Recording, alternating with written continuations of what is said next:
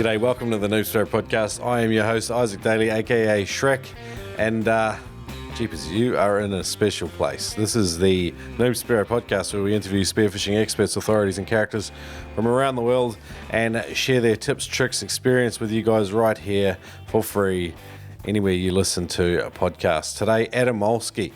He lives in Sydney, but he's from the UK. He's a wee bit of a vagabond, and today's Veterans Vault is an absolute goldmine. If you haven't done a Blue Water trip before, then this could be what you're after. So Adam went out on his first Blue Water trip. It was an extended trip. There's a mad video I'm going to link up today in today's show notes as well. So if you head to noobspearo.com/Adam, ADAM, I'll link up the videos and stuff we chat about today. But we go through what he learned, talk about the experience and some of the takeaways he had from it and the recommendations he'd have for other people going out on their first Blue Water trip. So really cool episode today. Very different sort of character. So Adam Malski, we'll get into that in just a second. Before then, I had a couple of quick shout outs. So the Colorado Parks and Wildlife are having these angler round table meetings, and basically spearfishers and rod and reel fishermen are treated differently in Colorado. So basically, Ryan's organising talks to try and lobby this board that oversees it to get more rights for Spearos in Colorado State. There's not too many Spearos there in the state. They're outnumbered like 10,000 to 1. So, but anyway, I would encourage you to email him, Ryan Konecki. So it's RKOENEKE at spiritenv.com. I'll link it up in today's show notes. So if you come to noobspearo.com/Adam, I'll put in a little bit of a notice about what Ryan's asking. He's trying to get Spearos to write in an email basically to help lobby the government so that the laws that govern fishing for Spearos are as fair as they are for anglers. That's all it is, but they need a bit of a hand with it. So if you can lend a hand, I'd really appreciate it. Go to noobspearo.com/Adam and I'll link up some of those details in today's show notes. Otherwise, I've got the North Florida Shootout, which should be kicking off in a few days' time. It's at the captain's meeting is August 5th and 6th at Ancient City Brewing. Go to let me get this right. northflshootout.com to find out more. Fantastic comp. Check it out. northflshootout.com. Review for the podcast. Love a good review. Here he is. The Pesky Halibut is his name, apparently. He says, I'm an American listener in California and I love listening to Shrek and Turbo. They really have a passion for educating the new Spearo and have a great chemistry together when interviewing experts and characters in the sport. I love all the funny accents over in Australia and can never understand the fish species they're talked about because they all have different names. Keep up the good work, guys. Great show. Well, unfortunately, Turbo hasn't been with me for about 30-odd episodes, but nevertheless, the show continues without him. I do miss the big fella, and especially the banter. But anyway, the show rolls on. What else I got here? Flopper Apparel recently became a patron listener. If you listen to the show all the time, you're a mad keen Spearo that loves the Noob Spearo podcast, I'd encourage you to go to patreon.com/Noob Spearo and become a patron listener. Basically, you just pay like $2, $5, or $10 for every episode, and it goes a long way. Every single dollar that goes in there goes to pay for spearfishing trips where I get to come out and interview people, go diving with listeners, maybe do a couple of interviews with listeners, and just hang out in their part of the world and go diving. Hoping to do US next year. But anyway, Flopper Apparel recently became a patron listener. He said, hey man, sorry we couldn't donate more to the Noob Spearo cause. Keep up the good work. It's keeping me entertained in my everyday job. Please check us out at flopperapparel.com. So cheers for that, boys. Also, 99 tips to get better at spearfishing. A couple of quick reviews and a couple of little critical insights too, which are quite good because maybe when I consider writing another 99 tips to get better at spearfishing, I can factor in some of this advice. So if you have some advice as well, don't be afraid. I'm all for a critical review. Tammy gives it 4 stars. Good read. She says, it's best for newbies, but the advice is relevant for all. I do wish they'd spoken a bit directly about shark management. A couple of references, but no direct advice. Nevertheless, a good read, sound advice. Antonio Flores says, valuable summary of tips, short, concise, and straight to the point. You can find hundreds of tips off Google searches, but in this book, the author summarizes many important ones and includes first-hand experiences from other watermen. Valuable information have compiled in one book. So cheers for those reviews, guys, and some points to take on for the next book that gets written. Another 99 tips to get better at spearfishing. If you can think of a better title, by all means, fire away. Anyway, hey, long intro today, but let's get into it. Adam Malski, first-time guide for blue water hunters. Let's hook in. That initial investment you make in your spearfishing gear does take a long time to often see fruit. It's expensive to get started, and that's why we've partnered up with spearfishing.com.au. You can head over to spearfishing.com.au and use the code Spearo to save money on equipment. It's a fantastic place to get started.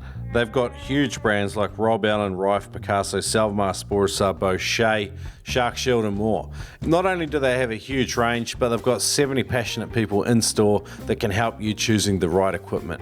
It's a huge investment to get started spearfishing, and whether you're in the process of buying your first bunch of equipment or you're wanting to upgrade one component of your gear like a wetsuit or a spear gun, spearfishing.com.au can help you. Use the code Spearo, save $20 on every purchase over $200.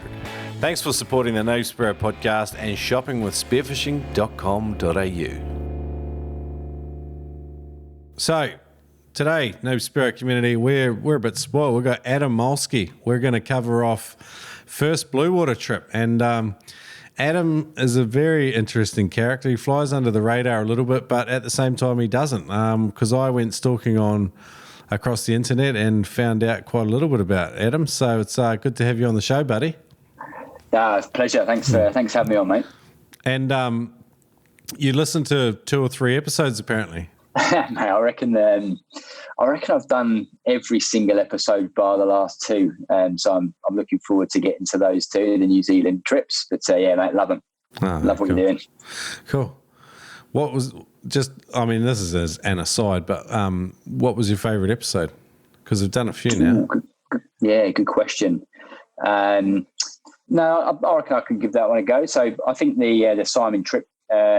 Most recent episode was a good one. You know, anything to do with big fish or kind of blue waters was certainly up my league, and that's why I wanted to talk to you about the recent Coral Sea Cowboys trip. Man, it's a perfect theme for an episode. So first time, because like I haven't done a full first time blue water hunting trip up north, and that's definitely on my cards, and so it's right up my alley, so it's good timing, buddy. Yeah, awesome. Look forward to it. Let's get into a little bit of your background. So you're from Scotland by the sounds of it. Mate, good try. I'm from London. I'm a London boy. Obviously, there's no ocean near where I grew up, but I used to go over to sort of North Devon, surf down there, and fell in love with surfing sort of in my younger 20s, nearly 20 years ago, and then ended up moving to Australia as a result. I love the ocean, and then kind of that's how I end up progressing into. I say progressing. That's how I end up getting into spearfishing. You know, just the flat days, and love for a bit of adventure. Kind of nice little marriage. You've had a bit of an intrepid background. Like on my little research there, I saw you'd done a deep week. Can you talk a little bit about that experience? Yeah, man, that was fantastic. So I did my initial free dive course with Adam Stern and Dan Parsons in, where did we do that? It was in Sydney. And then he started doing the deep week. And I think it might have been the second one he ever ran over in and we did it in Bali. And mate, what an experience that was. You know, you just got warm water, crew of people who were just frothing to dive, and what an amazing place to do it over on the east coast of Bali there. Yeah, amazing time. You know, I think everyone was kind of feeling more comfortable in the water. You know, it's probably less about the depths that people are doing. It's more just about just being comfortable in the water. And I know I certainly got a lot from that trip. And I'd love to go back over and do something once sort of COVID-19 restrictions sort of lift. So having a week, like just to hang out with people that like holding their breath and going diving every day. Yeah. Did that have long lasting effects on your diving, or was it just a good week out and you just enjoyed it for what it was? Yeah, that's a good question. I think yes and no. It had long-lasting effects in the sense that I learned things from that I'd been able to sort of take back into any environment. You know, being able to kind of really control your heart rate and mental state was probably the biggest thing. And then the sort of the bit that you kind of can't take away too much is that when you're diving for a week, as much as we did, you know, physiologically, I'm sure there's been some changes there, which then seem to revert back. You know, my first couple of dives back into Sydney after a 2-week break after deep week, you know, I think everything that I'd physiologically gained had probably receded. But yeah, mentally, it definitely took away a lot from it. You know, it was a cracking trip. Yeah, sweet. I think sometimes the warm water, the warm tropical clear water, like it's fantastic for, you know, pushing yourself a little bit. Then you come back and you're in colder, dirtier conditions again, and maybe they don't seem to cross over as quickly. But it's just interesting to hear. Like recently in New Zealand, like I jumped in and the water was very turbulent and it was a bit cooler than I was used to, and I was wearing a thicker wetsuit, and it's not the same, and there's a period of adjustment there that you just have to respect and go through again, which is tough. But I think when you're obsessed, you just push through. So I mean, my one kind of comment around you know, going from that nice warm water deep week to sort of cooler, greener Sydney water was, you know, the big thing for me was that you've got 100-meter divers who are your instructors, you know, at the top of the line. So you got Adam Stern, absolute freak. And then all of his crew that he had out there. I mean, they're all somewhere between 60 and 100 plus meter divers. So you've got people like that who are kind of coming down on you. You know, my deepest dive, you know, I really kind of wanted to get to this 100-foot mark or 30-meter mark, and you know, for them that's not even a warm-up dive. So you've just got that confidence of the capability of the instructors. It's for me that was the number one. Obviously, when you're diving with your buddy in you know, cooler water in Sydney, and you know, your buddy might not be all eyes on you all the time, that's a completely different proposition. Yeah. There's that saying, you know, you're the average of the 5 people you spend the most time with. So I guess like a week in the company of people that are obsessed about freediving and they do this deeper diving, you know, it's cool to rub shoulders and parts of it probably rub off on you and on your mindset, and that's more of the long-lasting stuff rather than physiological adaptation. Right. Yeah, cool. Yeah, 100%. Yeah. You've you're going to underplay yourself, I feel, but you've done competitive running, yeah? Or you've ran semi seriously. Yeah, I did. I did compete for my country at age group level for triathlon. Yeah, you've got good detective powers, Shrek. It's my job to dig it up because I know what Poms and Aussies are like. There's the tall poppy syndrome. We don't like to talk about ourselves, but you know, so you've done triathlons and running, surfing, mountain biking, and you've had a good crack at all of these things. When you started spearfishing seriously, did any of this stuff cross over, or what crossed over for you? Yeah, it's a good one. So, I mean, I played football competitively as a kid, and you know, I ended up doing sort of Ironman triathlon in my older days, and I've sort of competitively boxed in my older days as well. So, in theory, I've got this great kind of cardio background, which works really well in those types of scenarios. But I've really not found that it's helped me at all when it comes to spearfishing. I'm right at the bottom of the pile when it comes to that. I've real kind of humbling where, you know, I think about fighting. You know, you got to get yourself up for the fight. You know, you build yourself up in the fight camp. You get really fit, and on the night, you know, it's all about revving yourself up. Spearfishing is the complete opposite. It's all about calming your nerves, making sure that your heart rate's as low as possible, taking that big deep breath. And I would have thought that big kind of cardio engine that I've built up would help. But honestly, mate, there's bloody guys I dive with, you know, they might not physically look like they're in the best shape, you know, but they might have like barrel chests, a big set of lungs inside them. Mate, they're diving much better than I am. And I'm a a good dive for me in Sydney, in fact, anywhere I go, I'm happy if I'm diving for a minute. I need to be efficient with my hunting, because even through deep week, even through lots of practice, I'm not a 2-3 minute diver like some of the guys that we'll get to on the Coral Sea trip. So it's interesting, the crossover, or lack of. One thing I really like on Luke Potts' video series is he doesn't really stress too much about improving freediving performance. He focuses on using your freediving window effectively and hunting within that and planning a hunt accordingly. And I think a minute dive is a respectable dive to hunt 90% of the species that most Spearos target. And like I've met guys that shoot phenomenal fish, and that'd be their breath hold every day of the week. So there's nothing wrong with minute dives, man. So the bulk of your spearfishing learning journey has been done in Sydney, though. Yeah, it has. I took a job in Wollongong back in 2011. Guys working with down there put me in touch with spearfishing. It wasn't really something I knew too much about. And I bought my Rob Allen Sparry 1100, and went out with a guy down there, and that's pretty much where it started. And then probably dived probably less than a dozen times up until 2.5 years ago, and that's when everything changed. Joined the club, met a good guy in there, and next thing you know, I'm diving sort of once, twice a week, and in true sort of fashion to my other hobbies. I went full obsession and just really went hard at it, and and loved it to this day. Yeah, man. Have you, like, being a man of many passions, have you had to cut some of the other ones off?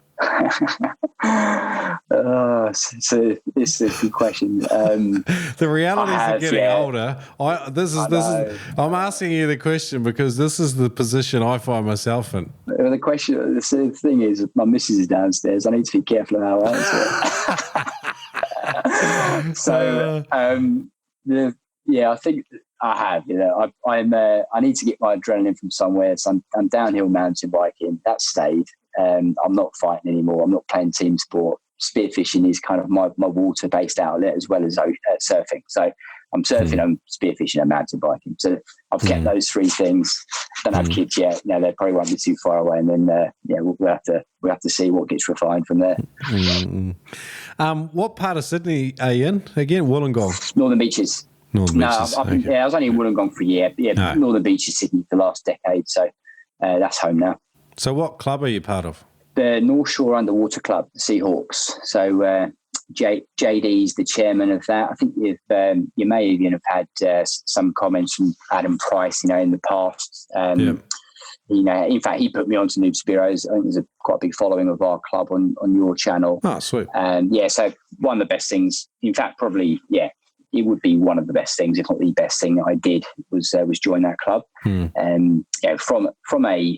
From a perspective of dive buddies more than anything else, just getting the breadth of experience and dive buddies, and you learn so much from different people, especially when you're new to it. Which I would say I was new to it 2.5 years ago, even though I started in 2011. I really took it up 2.5 years ago. One thing I think that that characterizes a lot of listeners and I definitely yourself, is this attitude of sort of lifelong learning, like this idea that I've never made it, there's always something around the corner for me.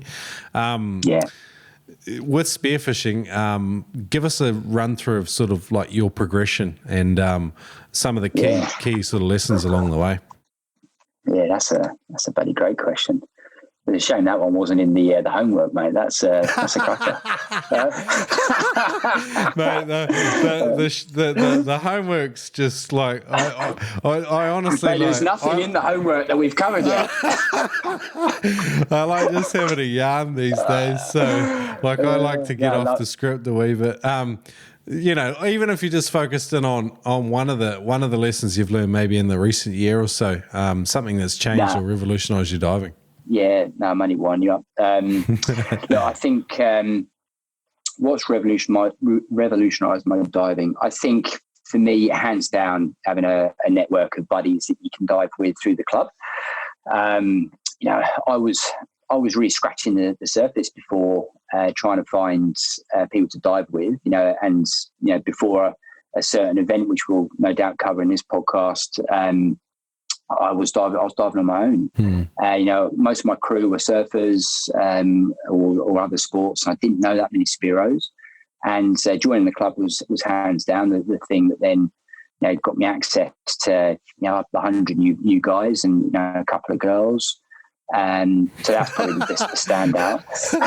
I love what you did there. It's so honest about spearfishing. It's like a couple of 100 guys and 2 girls. Well, we had none actually up until very recently. So it's good. It's good to have a few of the girls join the club. Yeah. But in terms of progression, look, mate, I think just knowing more about fish species, equipment. My learning curve has been really steep. I think in that kind of first few months where I'm asking my dive buddies, what was that fish? What's this fish? Next thing you know, mate, that was a kingy. I was like, that's the first one I'd seen, type thing. Size limits. I'm kind of obsessed about kind of knowing everything about fish species and techniques and everything else. And back to your point around lifelong learning. Geez, the ocean keeps you on your toes. And that there's never a dive where you don't learn. And that's, I think, you speak to experienced folks like, we've got a guy called Ted in the club. He's been diving for probably about 8 years. He's probably not that old, but he's done about 29 Coral Sea trips, and wow. That bloke, even he learns bits and pieces, and he's been diving that long. So the Coral Sea Cowboys, is that your crew? Oh, yeah, mate. That was our name. I named the gang of guys. There's 16 of us, all North Shore Underwater Club fellas, and that pretty much started there. My dive buddy Bretto Whalen, cracking fella. He's been spearing and fishing his whole life. In fact, actually, his young boy has just caught his first fish. I think he's 2, Spencer, and he's about to get him into spearing, no doubt, when he's able to in a couple of years. But he and I were just bantering after a lobster dive one night. Just come out the water at like 2 a.m. or something. He's a frother. So we share that kind of passion. And we were talking about Tonga, talking about these different trips that we could do. And I said, well, what about a Coral Sea trip? He goes, yeah, I reckon I could do that. And I was thinking, awesome. The 2 of us would jump on this kind of boat and whatever, his charter. And he goes, no, I reckon I could get a whole crew. And this was earlier days for me. I didn't know too many folks in the spearfishing circle. And before you know it, we've got a crew. There's a few of us kind of working out what's what. Next thing you know, I'm ordering T-shirts. I've got a Spudgy's order. We've got stubby holders, all with our little logo on it. And we're on the Eastern Voyager, steaming out 2 days out to sea. And that's pretty much how that trip started. It wasn't hard to get it up and running. And geez, what an experience that was. That's magic. I watched the video the other day. There's 17 minutes there of just frothing coral sea footage, dogtooth, tuna, you got wahoo, sailfish. You guys shoot a plethora of reefies as well. Looked like a hell of a trip. Looked like a lot of fun. Yeah. Mate, it was so much fun. And actually, back to the reefies, bloody hell, we all came back with about 40 kilos of fish each. And what good timing that was, with coronavirus. We've all been able to kind of give fish away to our local communities and people in our friends and family circles. Especially the older folks in my apartment block. They've certainly benefited from a few jobbies and some doggies. So yeah, it was good timing from that perspective. We've still got a little bit left. Fantastic. I'm going to link up the Coral Sea Cowboys video on YouTube in the show notes as well. Awesome. So if people go to noobspearo.com/Adam, they can watch the video as well. But it sets the stage neatly for, and I want to get straight into it. The Veterans Vault. We'll come back to some of the other questions in the homework that you did. But I want to dig into this first time Blue Water Hunters sort of advice or guide section. That'd be fantastic. Cool. So you've planned this trip. You've got a bunch of crew. You did what a lot of us do. You got a T-shirt designed, and because there very much is this weird little thing that happens with a bunch of guys that go away on these dedicated trips. It's like you have your own little thing, and it's what happens on on trip kind of stays on trip. There's its own little subculture around it. So I get that vibe. That's pretty cool.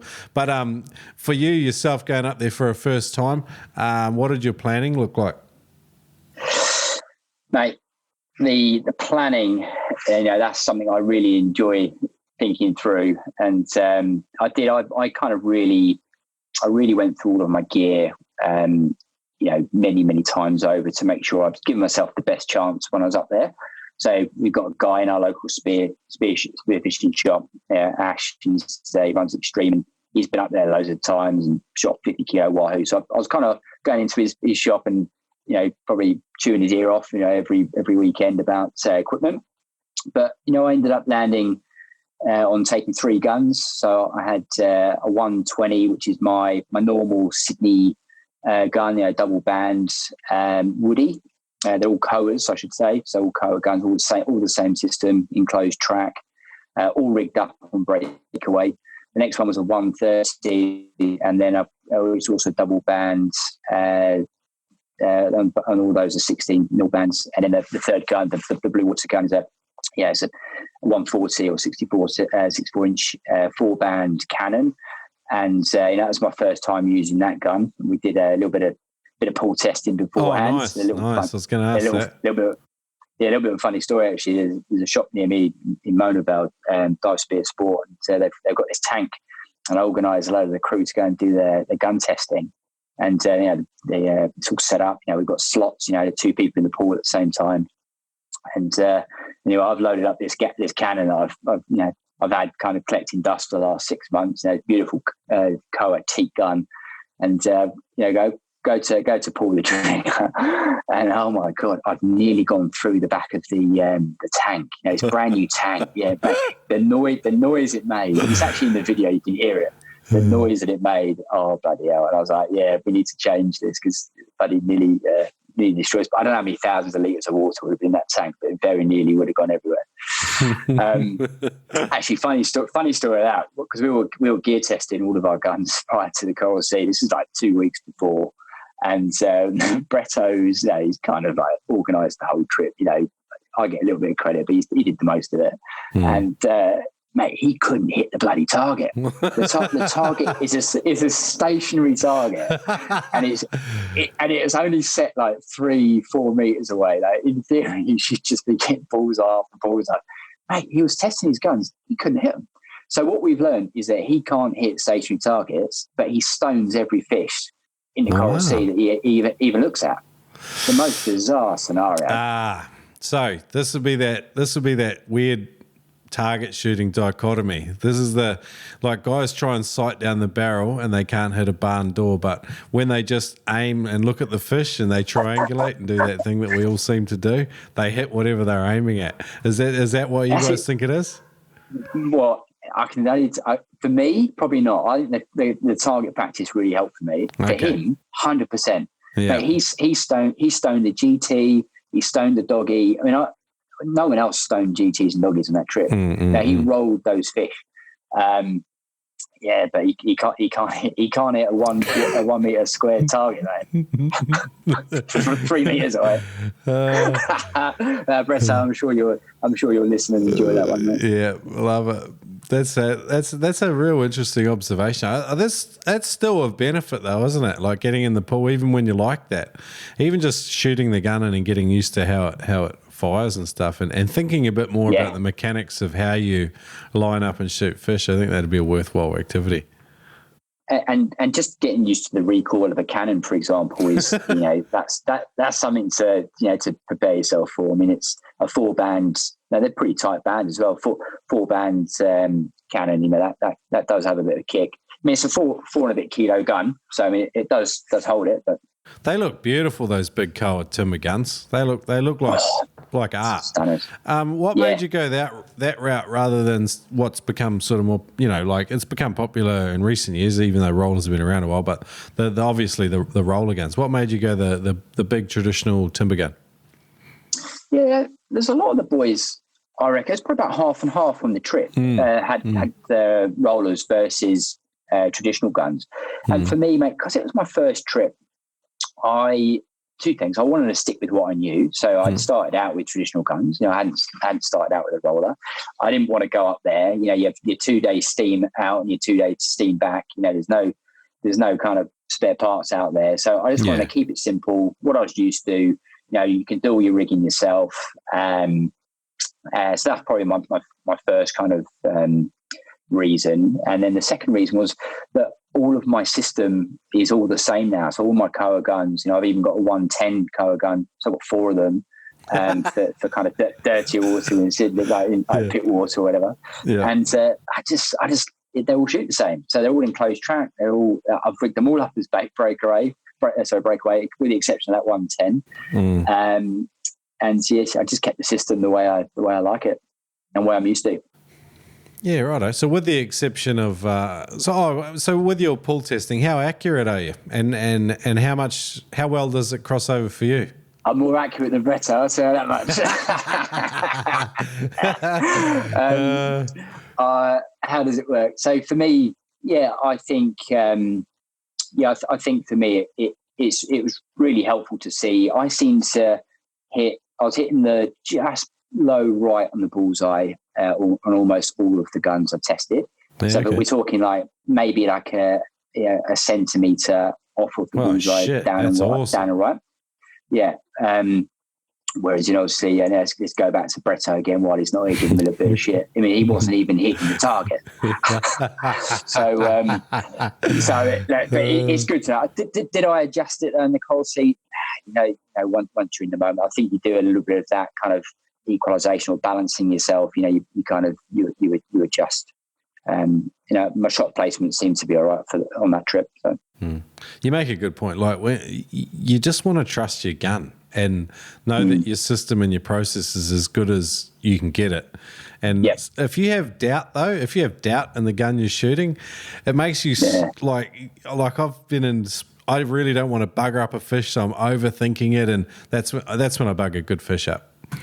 So I've been there. Yeah, I've been there, and that's why I'm stoked with my full Koa guns, because I trust them. They all shoot the same.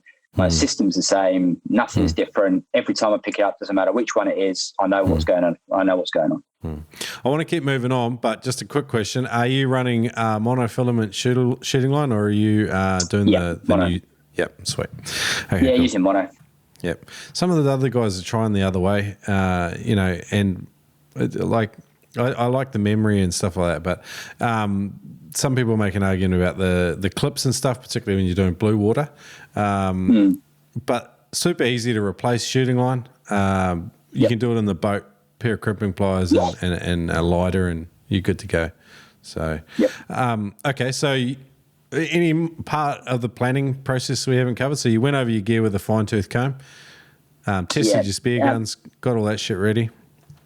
Yeah, I think just asking loads of people. I spoke to Simon Tripp, before the trip, no pun intended, and there were all these other people as well, just to work out, what other little bits and pieces would you take, and things like having a decent burley knife, a big 12-inch burley knife on the tinny, things like that.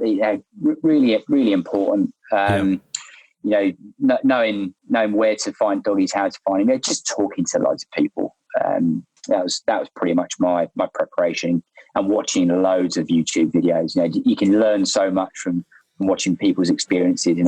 Things that worked, things that didn't. So I think just heavy. I heavily researched it and just spoke to loads of people with it. Yeah, sweet. And got my froth on. Buying a set of spearfishing fins can be quite a huge decision.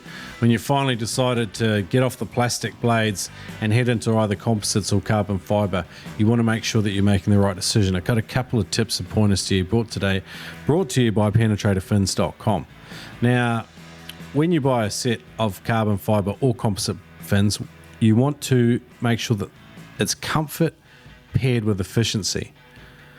But you also want longevity out of it, because it's a huge investment.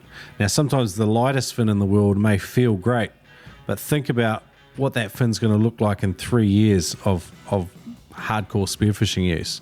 Will the fin still be doing the job that you want it to in 3 years? Make sure also that you get exactly the right size foot pockets, and wear the dive socks like when you try them on that you will be wearing with them in the pool and the ocean, and that way you'll have a really good idea. You don't want any slop or play in the pocket when you fit the pockets and when you make sure when you're buying it. You want them tight, but you don't want to restrict circulation either, because you can all end up with all sorts of cramping issues. Getting the blade pocket partnership right is crucial as well. And if you head in, if you talk to Larry Gray at penetratorfins.com, he will not do you wrong. His before and after sales service is beyond compare, as is his warranty. It's Australian made. You can't go wrong. Check it out, penetratorfins.com. If you do decide to purchase for a limited time only, there's a $25 off any set of fins. Penetratorfins.com. Check them out. I've never heard of a spearfishing business where you could say, crikey, mate, to save some money, but nevertheless, here's a first. As usual on the No Spearo podcast. Head into Killshot Spear Guns. They're in Ismarata in the Florida Keys. You can save $30 on a Killshot Spear Gun or 10% off freediving classes through to April 1st. Check it out, Killshot Spear Guns. So you get out there, you've got a mothership, you've steamed out for 2 days, you've got your smaller boats that you're heading out on, you've got your little 3 or 4 person crew, I'm assuming? Yeah, that's right. There were 4 of us per tinny, so 16 of us in total, so there's four boats. Okay. And then from there, like, what's the plan? So you pull up at a location. What sort of radius around the mothership are you guys heading in? Are you all heading in different directions? What was the sort of the approach? Well, that's a good point. If you spoke to the skipper of the Eastern Voyager, he might tell you a story where one of our tinnies, who will not be named, may have gone out of range of what you're supposed to stay within the mothership, and we ended up losing them for half a day. But I'll put that one aside. Yeah, it wasn't good. So yeah, you're staying within a few kilometres. I forget the radius. I think it might be about 5k, but you're always in sight. We should be anyway, and we're a few k's away from the mothership, and you're going out in the morning, you come back for a bit of lunch, you're going back out in the afternoon. So it's kind of like two good sessions out there. They can range anywhere between, and if you want to do it for an hour, you want to do it for 4 hours or 5 hours, it's entirely up to you. Yeah. But we would have spent sort of 6-7 hours in the water each day. That's friggin' epic. Okay. Yeah, it is. Yeah. So what did you mix it up as well? Sorry, mate, you go. Oh, yeah, you mix your crews up? No, sorry, we were going to say we mixed up the diving. So blue water maybe in the morning, reef in the afternoon, or just kind of did half a blue water session and half into the reef on the way back. Really mixed it up, which was really fun. The blue water stuff. Yep. Did you enjoy it? Loved it. Absolutely loved it. I mean,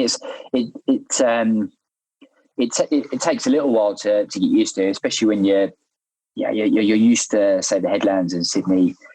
We've got it good, I guess. A good day in Sydney is 15, 18 metres. Bad days sort of 5. There's nothing like what the guys in, say, the UK have. If they get a 5 metre this day, they're happy.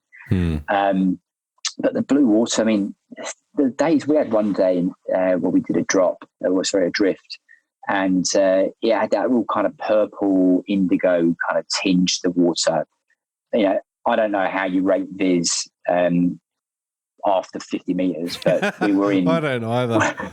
Yeah, we were in like 70 metres of water, and you can see the sand. So that tells you something, doesn't it? Yeah, that's crazy, man. Yeah, that's freaking awesome. So, yeah, absolutely. So, what do I think about it? Insane. So many sharks up there. That was kind of one observation. It's a completely different proposition to, say, diving in Sydney. There's always sharks around you, and the teamwork that you require up there it's really important for 2 reasons. One, to land fish, of course. And we saw loads of good fish just get absolutely vaporized. I mean, my best doggy that I ever put a spear into got turned into vapor probably within about 5 seconds, all on film. And then the other thing is just safety. It's not just the sharks, but because people are diving in sort of good water, there's good fish. You've got to keep an eye on each other. So yeah, three in the water at all time for us, and there was obviously our boatie, which we rotated. Okay, cool. So you have, if you're doing the blue water, how did the roles work? So it basically just took it in turns to boaty. So everyone did their fair share. Particularly if someone got a good fish that day, they often put their hand up and play boaty for a big chunk of it to let the boys have a crack themselves. And then 3 people in the water, only one person diving at one time. We had one person on the flasher, and then just another person sort of ready to put a second shot in if needed, or just generally playing, kind of like a safety role. But only have one diver, 2 people watching, and then just rotating around. There was no real need to verbalise and communicate at all. Just had, after the first sesh, it was a well-oiled machine. After that, and everyone had a great time. I know some of the other tinnies, they did something slightly different. I know the low bros, they did really well. They operate on just one blue water gun in the 3 of them, and there's just one person with that gun for that entire drift. And then they rotate it that way. So, horses for courses, and that worked for them, and our system worked for us. It's just whatever works for the 4 of you. You've got to communicate and agree up front. It's important. Hallmarks of a good dive buddy up there. Yeah, keeping an eye on the sharks, keeping an eye on you diving. Not getting greedy if there's a decent fish around and it's not their turn. Obviously, if it's right next to them and someone else is out of range, it's a different story. But just having good froth and good respect for each other, and we all knew each other going up there, which really helps. There was very little unknown about each other. So that trust is a hard thing to build, isn't it? Like sometimes it's good when you're out with a crew and you're like, oh, I'm going to do a really deep drop and I'm going to spend some time there because I know my mate's going to be watching me when I get back to the service. Like you've got 100% trust in each other. That's a thing that must be pretty hard to build, I'd imagine. Mate, that's so important. And there were so many times there where your dive buddies, he's got his eye on a fish or he's looking around, and you see a shark kind of stalking from below or behind him, and you kind of swim over and you kind of poke it away. I mean, you start building trust pretty quick up there, and you've also done 2 very big days on the beers on the steam out or on the trip up there. So I mean, there's been some good banter before you even got up there. Not sure what we can and can't share, but it was there's a good. You got to have that good kind of tight crew mentality. That's for sure. Yeah, cool. All right. So, what was some of the advice for? So, like, I'd imagine maybe the skipper's giving you an idea of where you're going to be the next day if you're motoring somewhere. So he's probably telling you about which grounds are good for what. But within the scope of that, how did your guys' planning per tender or per tinny work out? So actually, the skipper basically went where we wanted to go, and we had Ted up there with us. I mean, as I said, I think he's guided up there for decades, and it was his 29th or 30th trip. So I mean, he knew the ground really well. I mean, if you put that into days, I mean that's let's say that's about 300 days worth up there. That's a lot of time, right? So we went where he suggested, and we kind of took a big kind of team vote, but I think most people were happy to go with his advice. And then after that, everyone's got their own little kind of tips and tricks around, where's the current line, what's the water looking like, what's the wind doing on that day, what's the tide doing. And I think everyone kind of had their own little system where they winged it on their own tinny. And I think overall, all tinnies did about the same. Okay. Maybe one tinny did a little better, and that wasn't our one, by the way. It was probably the one with Scotty and Judge, Mikey and Timmy. They put some good fish. In fact, the low bros put out a good fish. In fact, everyone had a cracking hole. Okay, so takeaways, like for first timers, what were some of the biggest things you learnt in that trip?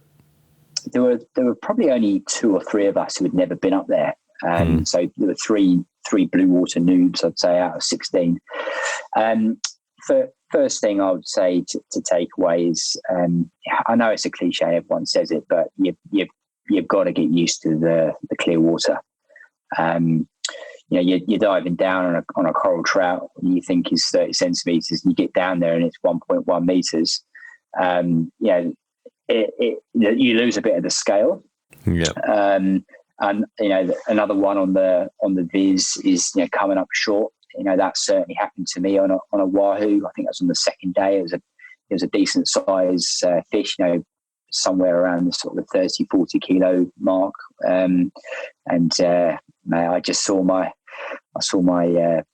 shaft just give it a little poke on his body, and that bounced back. And I thought I was pretty close. Everyone says get close to the fish, and then see if you can start seeing sort of detail in the eye and etc. Get a little closer, and then you're there. And I thought I had done that, and I hadn't. So I think you need to learn that firsthand, and you need to learn that mistake. So I think the water Viz is the first thing. The second thing is you got to get comfortable being around sharks very quickly.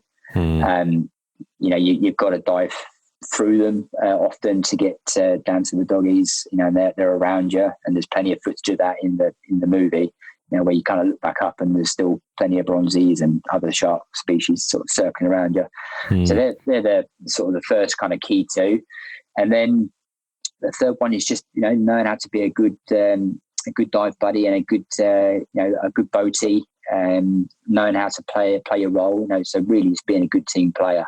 Now they're my kind of key three things. And then the fourth one is just make sure you've got good gear. I mean, Dogtooth Tuna, they will test your gear.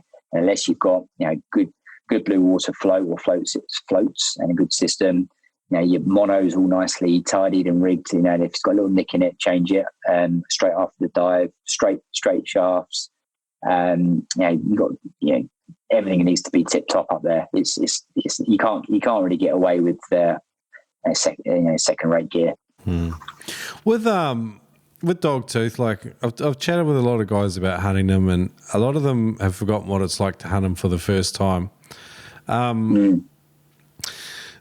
be wondering if people should curb their expectations and hunt a fish that's doable for them, because there's a lot of stories of guys getting towelled up, maybe trying to shoot a 50 or 60 kilo fish on their first Dogtooth, and it just seems to be like, maybe should you just shoot a 30? And I'm saying just shoot a 30, because a 30 kilo Dogtooth is still a friggin' impressive fish. But, is that something to think about? Like, if you're a first timer, are you better off not shooting, the future trophy that you're going to shoot, maybe the next time you go or whatever, but should you just sort of curb your expectation a little bit and shoot something that's doable? Yes. That's a great point. I mean, you're in the moment, let's say, and you first time up there, first time seeing a doggy and a big one comes past, and let's say it's 50 kilos. Do you or don't you pull the trigger? I mean, that's everyone's got their own sort of judgment call there. I mean, my own perspective is, the first one I put a spear into on that trip, landed it. It was 15 kilos. I mean, it's not a big doggy, but it's not, not little. Mate, it sunk 2 of my Ocean Hunter 3 atmosphere floats. They were both blown up to 40 psi. So, to see that firsthand, you get to appreciate the power of those things. Yeah. And the first thing that went through my mind after that was, if I was tangled in that line, I'm going down 30 meters with that fish. Yeah. And that, as you know, that's an awful outcome. So, I think there's something in that. They are not the same as a kingy. They are not the same as any other fish that kind of fights at the surface, clean fighting. They are something else. They will literally dive down to the deepest point, and if that is in 50 meters, 100 meters of water, if you've got tangling, you're going with it. So I think it's a fair challenge. I had utmost respect for those fish after I spent time around them and saw what they can do. If I was to answer your question, if I was up there and if I saw a 50 kilo fish, would I pull the trigger? I think for me personally, I'd say yes, I would. But I now have the benefit of knowing what they're capable of. So I think that's the important thing, is to educate people on what they can do. Because I think a lot of people have got into a lot of trouble with that type of species. Yeah, that seems to be, what I've learned from having lots of conversations, but having never done it myself. It's just that they're a fish that deserves respect. And, like I was chatting with a guy earlier and, he buggered up 10 before he landed one. And sometimes you hear that and you cringe and you think, oh, shit, 10 fish to sharks or whatever it is. But, or you've wounded them and then those fish, they're gone. But that's the realities of it. They're such a challenging fish to hunt by the sounds of it. That's partly where my question comes from too. It's like, do you go out and, try and shoot a trophy of a lifetime on your first time, or do you just be a bit more reasonable? And like if there's a school with 70 kilo fish in it, then and you're with other experienced guys, then maybe they're the ones that are better off having that first dive on that school and taking those fish because they're capable of doing it. Maybe you're capable of doing it. I don't know. Maybe you get lucky. But I don't know. It's just something I've been thinking about lately because it is a bit of a team effort, isn't it? Absolutely. Mate, most of the doggies didn't get landed. I mean, I don't know. I mean, I think a few people do sort of some percentage calculations on it. It varies between 5 and 20% of fish doggies landed up there. I know from my own personal experience, I only landed one. Yeah, and I count myself lucky because there's a lot of guys up there who didn't land one on that trip. And there's one lad, Mikey. He's done his third trip, and he still hasn't put one on a boat because they're either getting shot or usually getting sharked. So that they're really really hard fish to land from the shark's perspective, but also they will just rip themselves off as well, and it will lose your gear. There's 100 reasons why they're hard. Yeah. How did you guys manage sharks? Do you swim down on it and try and fend sharks off? What's the go? I think got to really really observe the behaviour. It changed in different scenarios for us. So there was a time where I had an oceanic white tip come up near me, and the way I managed that was I got out of the water. I got in the boat. Yeah. There was a time where we had 5-meter tiger near us. It was really, pec fins were nice and high. It wasn't being aggressive at all. Just have a little look from distance, no problem. Just keep an eye on it. There were times where reef sharks giving us a bit of bother, and sometimes I had to give them a little poke. The bronzies were the main issue up there. Loads of bronzies.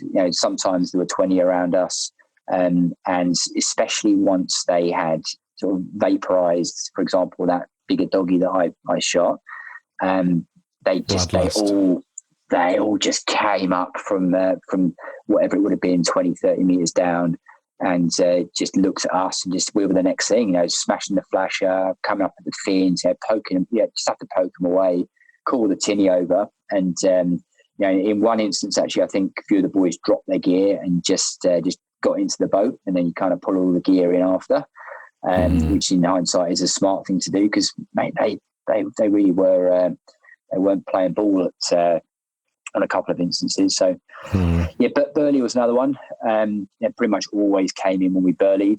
But what do? I mean, you're trying to burley to bring the sort of the blue water fish in. So that's kind of catch-22, that one. But we definitely noticed when there was less burley, there were less sharks, but there were always sharks. It wasn't like there was ever a dive where we didn't see one. It was just whether or not you saw 20 aggro ones or whether you saw 5, just having a look.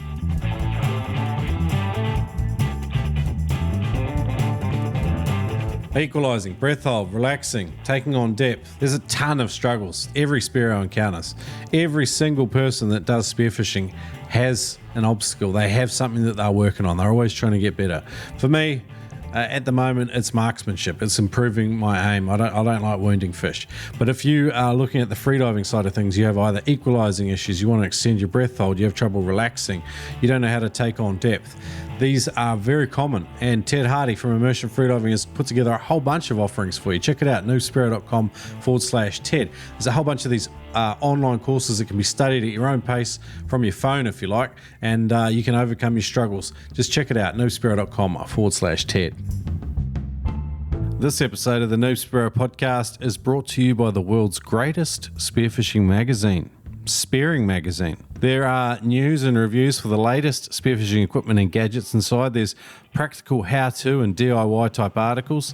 There's spearing adventures from crazy noobers like you from all over the world. And it's a magazine that you can pick up or you can look at. And if you've got the digital subscription, you can flick through and let it inspire your next spearfishing adventure, even if you're having a dry run. Keep the stoke alive. Check it out at spearingmagazine.com. If you're away from the good old USA, though, check out the international subscription. That's at spearingmagazine.com. Man, that was neat. That was a cool section. I learned a shit ton. Was there anything else to cover off before we move on to a bit more of your spearfishing story? Nah, let's keep moving. Yeah, sick. I'm going to be thinking about a few of those things, and I'll probably have some good questions next time I talk to you.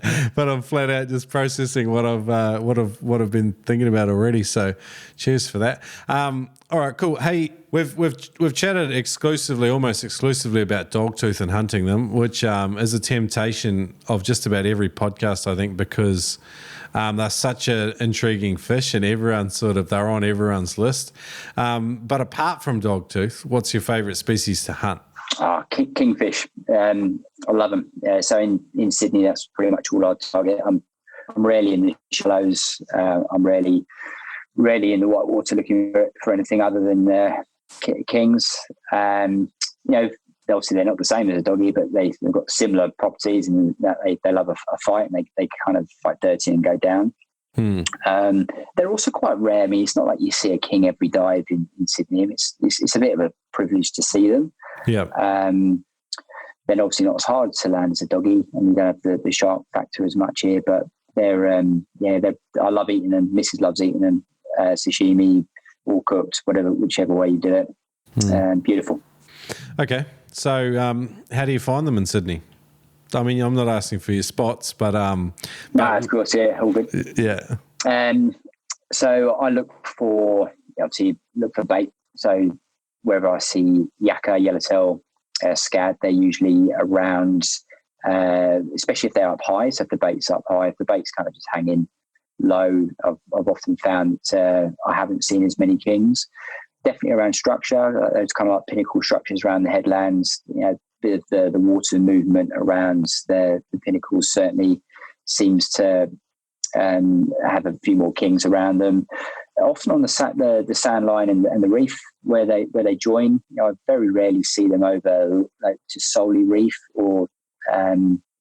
I've seen a few in the shallows, I guess, but yeah, solely sand. I do see them a little bit over sand, but definitely where the sand line joins the reef parts. And a flasher. They really do love flasher. The one I've made, it's got like a knife jig at the bottom. It's got a 10-litre goon bag, a water goon bag, kind of cut up. The old buzz bomb trick, and then a couple of perspex mirrors, and it seems to work. Yeah. Okay.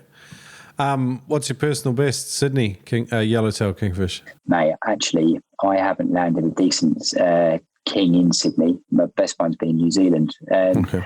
Sydney around 10 kilo mark. Okay.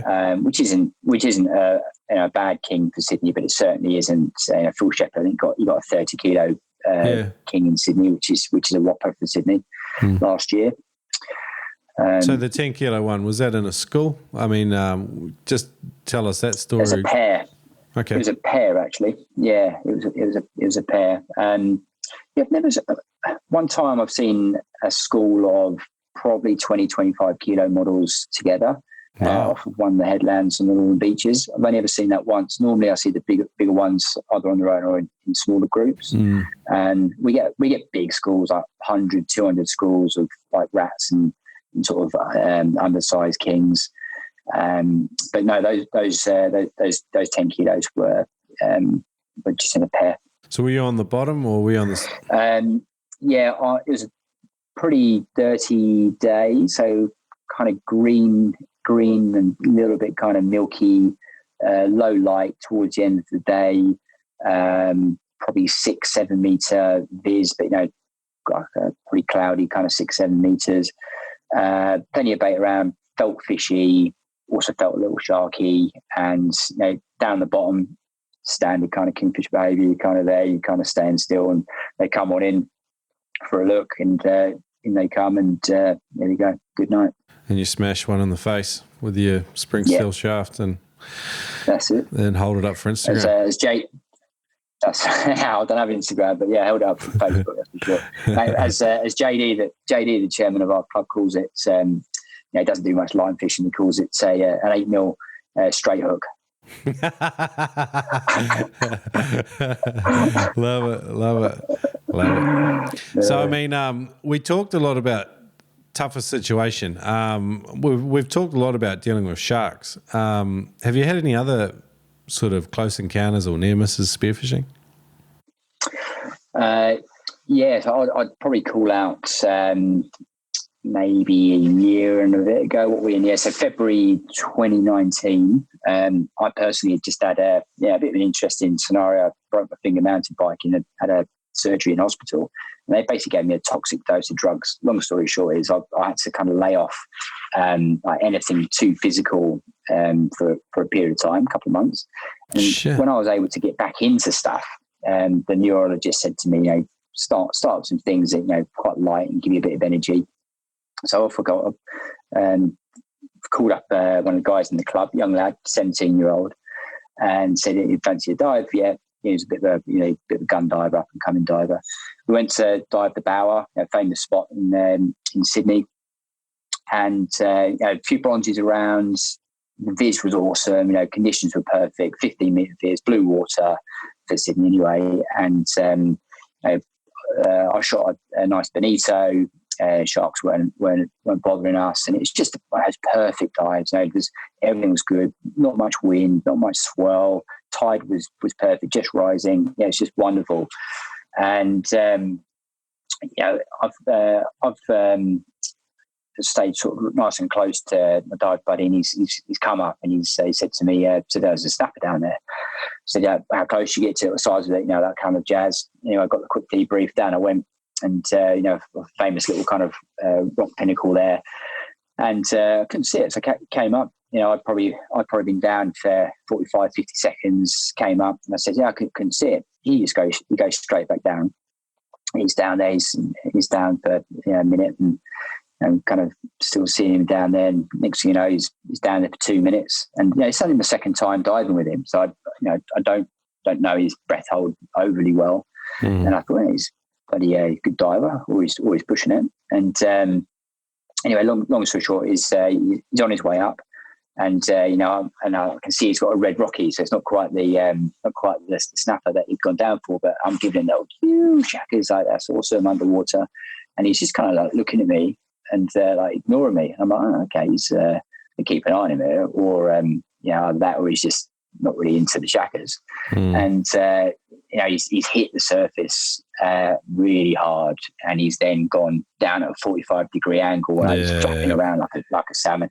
So what's coming. So he's blacked out, and luckily I've actually got the whole thing on film, so I'll share this link with you as well, because in fact you did share it. You did share this video. When you started telling me the story, I was like, I'm pretty sure I've seen this video.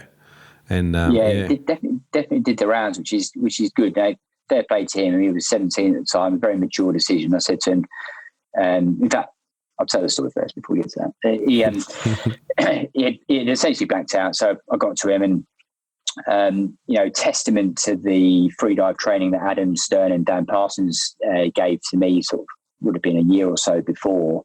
I was able to bring him back by sort of the blow tap talk, and making sure that his airways were out of the water. Took his mask off, opened the airways, told him to breathe, tapped his face, and just kind of just held him above water, so that when he did eventually start breathing, he was good.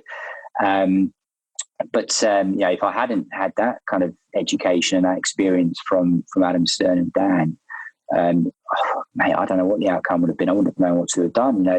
I knew to take the mask off, and knew what to say, I knew what to do. And mate, it's 20 seconds, I think, when I look at that video from start, from when I rip his mask off, when I grab him, all the way through to when he comes back around. In 20 seconds, it felt in the moment really short, and also in the moment it felt like a lifetime. It's a really weird situation, which I'm sure a lot of your listeners have I'm sure some people have got their own stories, hopefully as positive as this one. And his first reaction was, what's that sound? Confused. And last thing he remembered probably was putting his spear into a red rocky. And then he's got some sort of bloke he's only met a couple of times, so his face blowing on him and sort of telling him to breathe.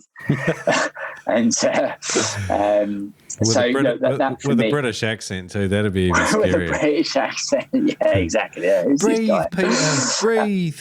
Yeah, that's it. And do you know what the funny thing is? He fixated on the fact I'd lost his mask. There's this state of confusion as well. So anyway, long story short, he ended up staying. I got into hospital, swam him back. Really good conditions, as I said. Managed to sort of take all his gear, get him on the rock shelf, let him have a breather, kind of very slowly paced, climb back up the cliff, and you've got to climb down a lot of cliffs to spear, and then drove his car over to the hospital. And technically drowned. He had all this fluid in his lungs, salt water in his lungs, which then he got infected. They kept him overnight, and I think his reflection was if he didn't go to hospital and didn't stay in there, he could have had a really bad turn. I've heard about this. Secondary drowning or whatever. Is this part of what it is? Yeah. Yeah, so he had all this fluid in his lungs. So I forget the volume. It was a lot. It's like half a litre or something crazy. Holy shit. And and he had this all the bacteria as well. That when you breathe all that stuff into your lungs, it's not good. It's really not good. Your lungs aren't used to that. So look, he was great about the whole situation after the fact. So I said, look, man, I've got all this on film. Do you want to have a look at it? And he said, yeah. And it's obviously quite traumatic for him and his mum and dad. He was 17. I said, look, I'd like to share this, so people can learn about, what to do and also, how it happened and, see a whole thing play out end to end. And he was very open to it. And, we ended up sharing it around. And thanks to people like you, it's touched a lot of people. And, it's just a good reminder for people about what 100%. To do. And also, and our key learning there was, I think it's just his intervals. His intervals weren't there. He's obviously got a good breath hold, but if you're doing a 2-minute dive, 1 minute or a 50-second break in between the two is nowhere near enough. I operate on at least a times-2 basis, and if I push myself a times-3 basis. So let's just use round numbers. If I dive for a minute dive, for me, as I said, that's a good dive for me. I'd probably give it 2 or 3 minutes. It depends how I feel. If I might give it 3 minutes before I go again. So mate, that explains what's a tough situation. I think for me that was probably wasn't quite what the doctor had said to me. Go back to something that gives you a bit of kind of calm after that sort of hospital issue I had. But just really stoked. He got to turn 18 the next month, and fantastic, man. He's also an absolute lobster monster. He's the lobster badger in our club. He knows every hole. The boys' cholesterol is probably through the roof, and he showed me a few of his holes as a result of saving his life. So I much prefer these stories to the other kind of stories. So awesome outcome, Adam. Awesome job, man.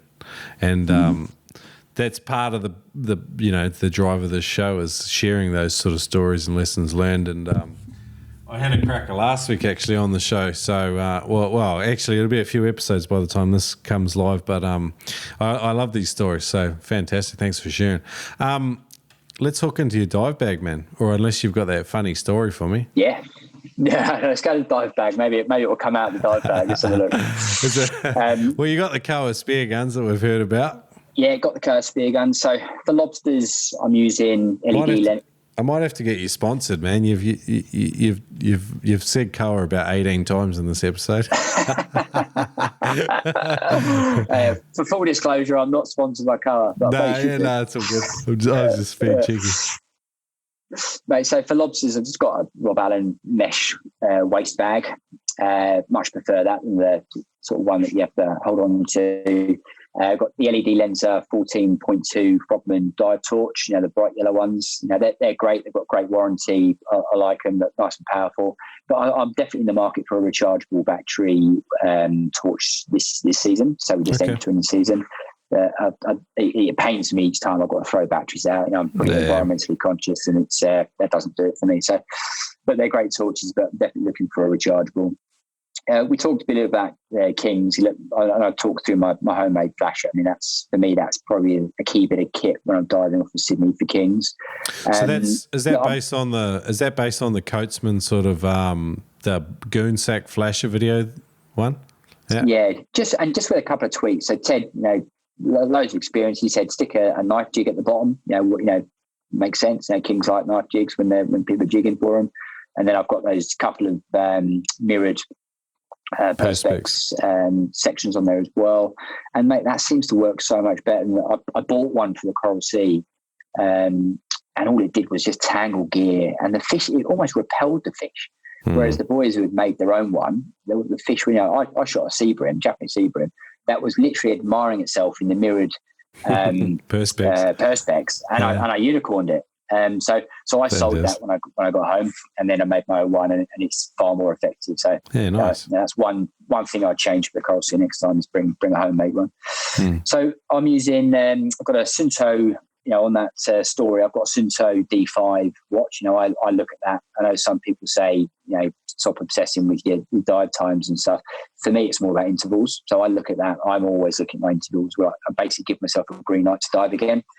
You know, I think when you've seen a blackout firsthand, you're probably a bit more aware of those things. On my hands, I've got Ocean Pro gloves. Just bought them from Ash Extreme. Penetrator fins on the feet, Cressy socks. You know, nothing too crazy there. Love the penetrator fins. You know, I've had them for quite some time now. They seem really durable. Got the medium thickness. I'm 78 kilos. I know loads of people always debate about soft or medium, but medium seems to work for me. Because I've got a pretty narrow face. I use a Rob Allen snapper mask. You know, okay.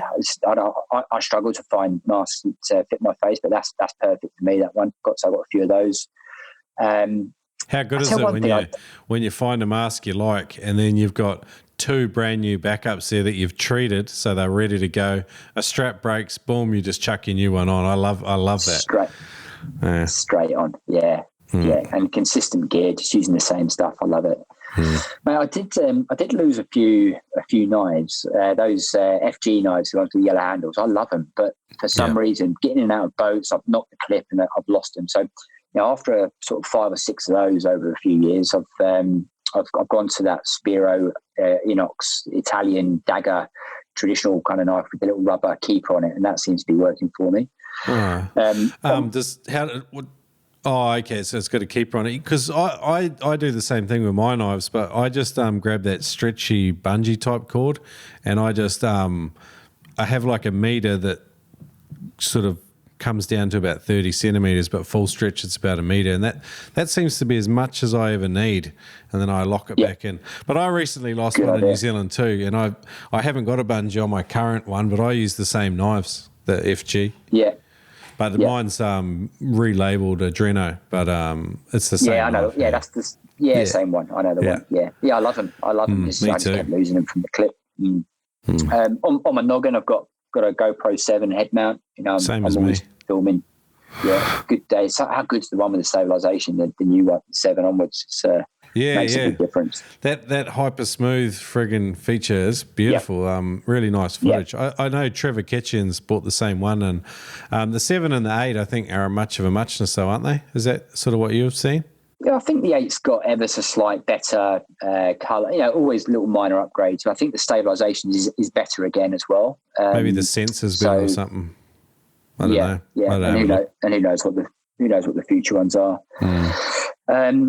Then you ask about anything a little different in the gear. I run breakaway on all of my guns, with the exception of my dirty water gun, like my shorter one for sort of inside pit water at flatties and sort of 3 to 5 meter viz. People take the piss out of the fact I've got breakaway and sort of in Sydney, but mate, it's just what I'm used to. I started out that way, and it worked really well in the Coral Sea because all my guns were the same. Well, that's beautiful for when you do finally go and do a fish chase, a trip chasing big fish, because you're already used to it. When I went to New Zealand recently and used the breakaway, it was for the very first time. And I had trouble adapting, particularly in current and stuff. But it is funny what we get used to. Yeah, it is, yeah. So that definitely served as a bonus from a Coral Sea trip. Just no change there. So I think any variables you can minimise on a trip like that, the better. Just as consistent as you used to. So yeah, one thing I do have that seems to be really helpful is I've got one of those Rob Allen compact bags. Whenever we're climbing down the cliffs, it's always really helpful. And often, whenever we're climbing back up, I'm always carrying my mate's gear or fish, whatever. So they've been really good. I know, people carry their own gear in own different ways, but I've really found that little bag, just tucking it away over the high tide mark under a rock, when you're diving, it always seems to work well.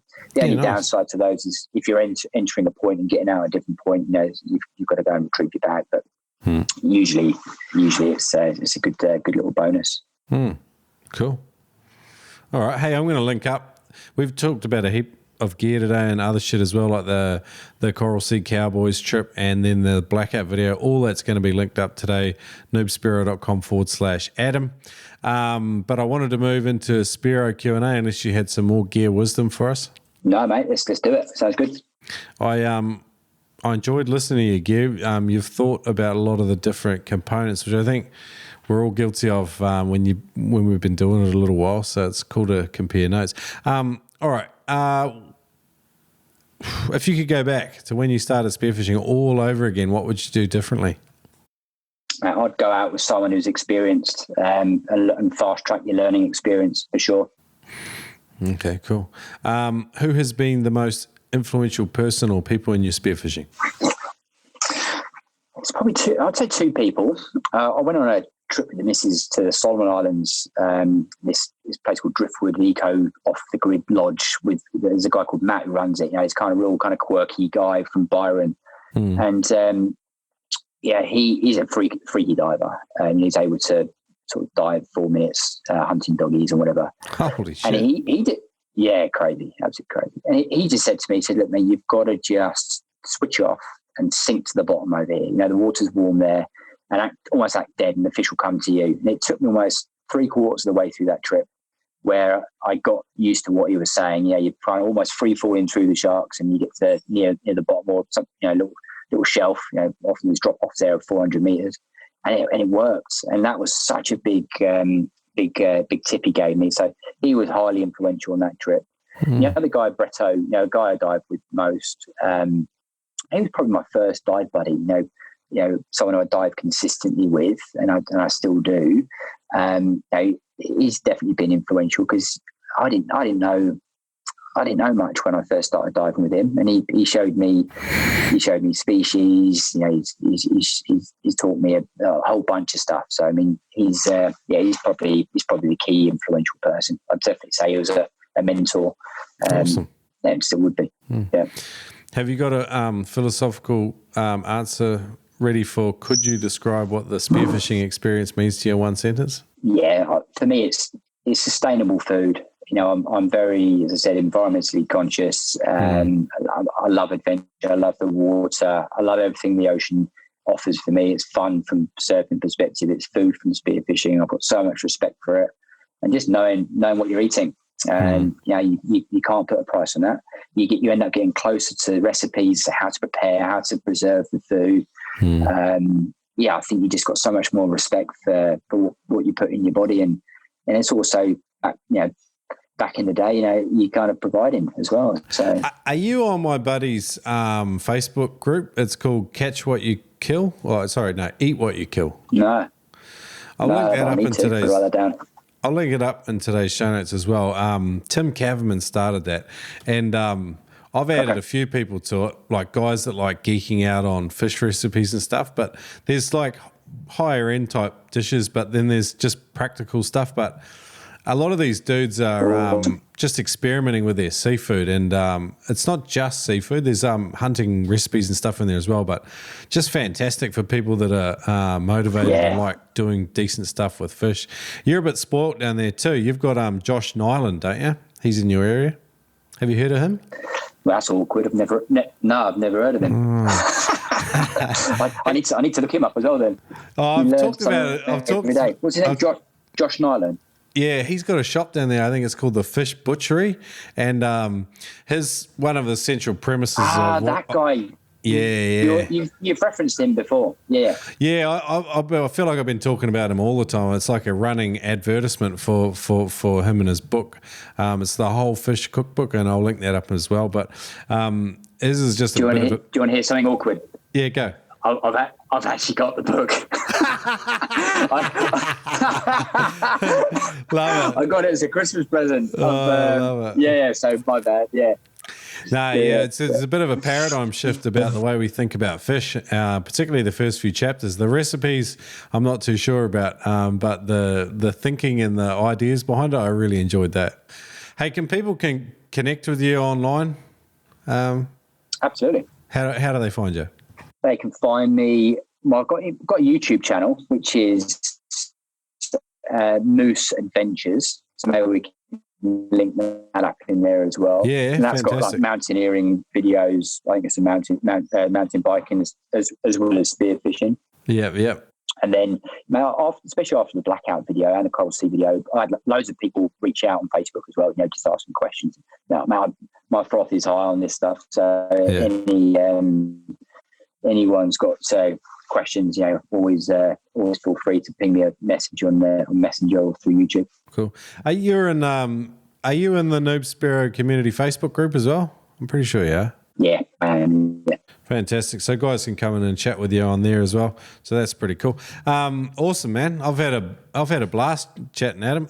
Any parting tips, guidance for the Spearo community? Likewise, mate. What's my parting advice? I'd say.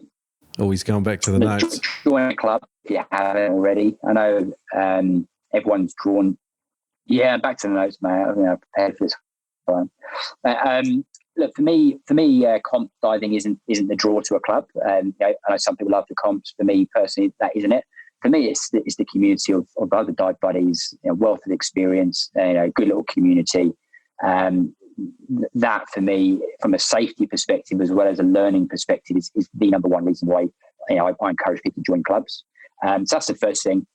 I guess that's got a safety lens to it, as well as my second point.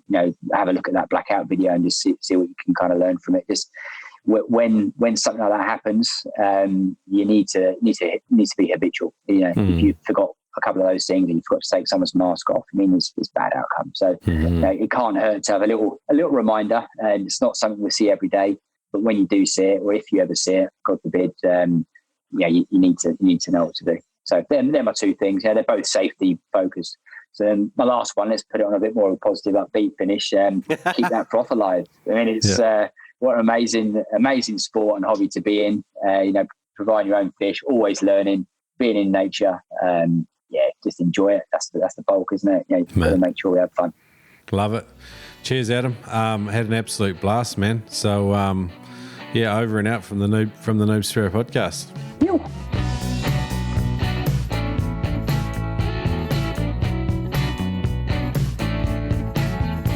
I really enjoyed that chat with Adam today. Jeepers, what a champion. Hats off, Adam. Thanks for joining me for that interview. Really enjoyed the guide for first-time blue water hunters, and it's inspired me. I'm still hoping to get out on my first big blue water trip and take down some, maybe a dogtooth, but definitely a wahoo. That's been on the list for a long time. I'm talking like episode 10. I think I had a real desire to hit one. It still hasn't happened. I'm up to like episode 131 of these suckers. Anyway, hey, if you love the show and you listen all the time, go to patreon.com/Noob and become a patron listener. Every single dollar raised goes towards funding trips where I get to come out and interview people, go spearing with listeners, and just hang out in your part of the world. So check it out, patreon.com/Noob. Next week, we're off to chat with Eric Allard. Oh yeah, extreme blue water spearfishing and East Africa. It's a real cool episode. Patchy internet connection. I'm hoping the audio comes up well by our genius editor, Pat Dwyer. But let's see how it goes. I'll see you in a fortnight. Yes, that's 2 weeks. See you then. This episode of the Noob Spearo podcast is brought to you by spearfishing.com.au. Might as well check out some gear while you're thinking about spearing and get an idea of what you want to buy later on down the track. Everyone's looking to upgrade something, whether it's your spear gun, your wetsuit, your float. It doesn't matter what it is, head over to spearfishing.com.au. Fantastic reviews from a whole bunch of people just like you. People that love spearing. If you like, head into the stores, Brisbane, Melbourne, Sydney or Perth. There's 70 passionate team members that can give you some help, getting some idea about what to buy next. But the online shopping experience is fantastic too. And if you shop online, for every purchase over $200, if you use the code NoobSpearo, you save $20. Thanks for supporting the Noob Spearo podcast and shopping with spearfishing.com.au.